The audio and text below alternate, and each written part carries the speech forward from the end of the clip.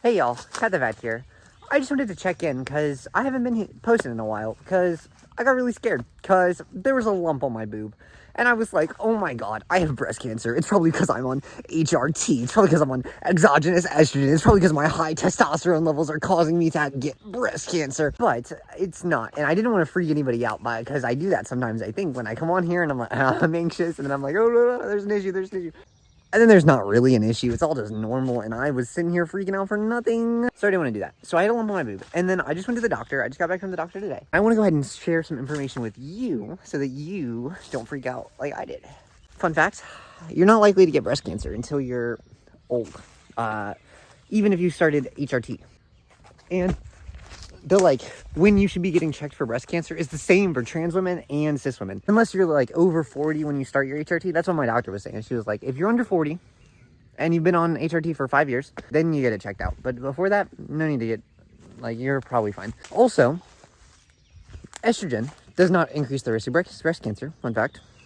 That's what she said. She also said testosterone only increases it in cis women, or I guess I should say natal women, natal born women. And the breast cancer is actually linked with endometrial cancer or something, which I don't have to worry about. So it's not applicable to us tranny folk. And then, so what the bump is a clogged tear duct. Because I switched back to sublingual, and I'm on more progesterone. And they also put me on this thing called dutasteride, but I didn't take it, so it's not that. But what I'm saying is that me switching back to sublingual and doubling my progesterone dose is causing an influx of hormones, which caused my duct to fill. So that's pretty base. So it's not cancer. It's just a little bit swollen of a tear duct. I keep saying tear duct, but it's a milk duct. The other thing is that my doctor was telling me that this thing used to be considered a bad thing. It was like a fibrous boobs, essentially. They're very fibrotic. And she was telling me that it used to be considered a disorder or a disease, and then they realized that a lot of boobs are fibrous, and it's especially common with leaner people, because there's not a lot of fat for your boobs to have, so it's fibrous. I think she called them hard boobs or something. So I got hard boobs, but that's not why there's the bump. The bump is there because of the clogged tear duct. And it should go away relatively soon, in a couple weeks to months. Yep. And it might get more sensitive before it goes away. But it's also rubbery and it's smooth, which are signs of not cancer. Cancer would be jaggedy like a rock, and also not smooth. And also it wouldn't hurt, but you would touch it and then be like, oh, that's sharp. I cut myself. Maybe not exactly cut yourself, but also boob cancer is a lot of tiny cancers. It's not big cancer. And as long as you're getting your checkups and your mammograms and things, and keeping track of your own body, just touching yourself, making sure that you're monitoring your health, and what's there, what's different, you're probably fine.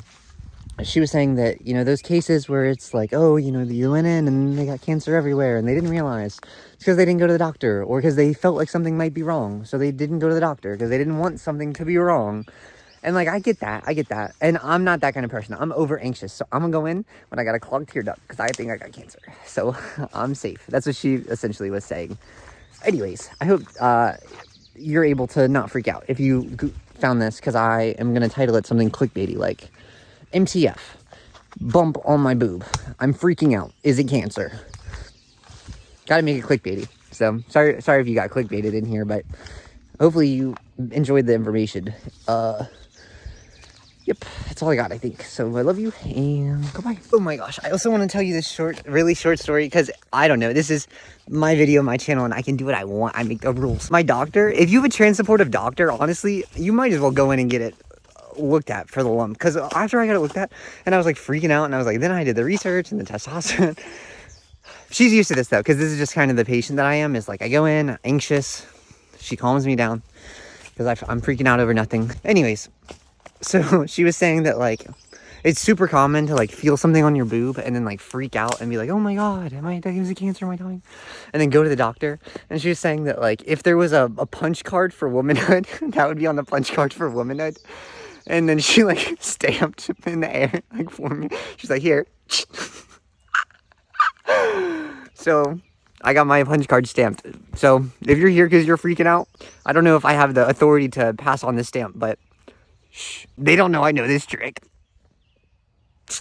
Anyways, that's all I got. Okay, love you, bye. I'm just gonna include that because it's my video, it's my world. I can do whatever I want. Go to somebody else's channel if you want to complain. I wonder how much of this I'm gonna include. Probably not all of it, but probably enough of it to just be slightly annoying and ruin my retention rate right at the very end. Anyways, okay, I love you, bye.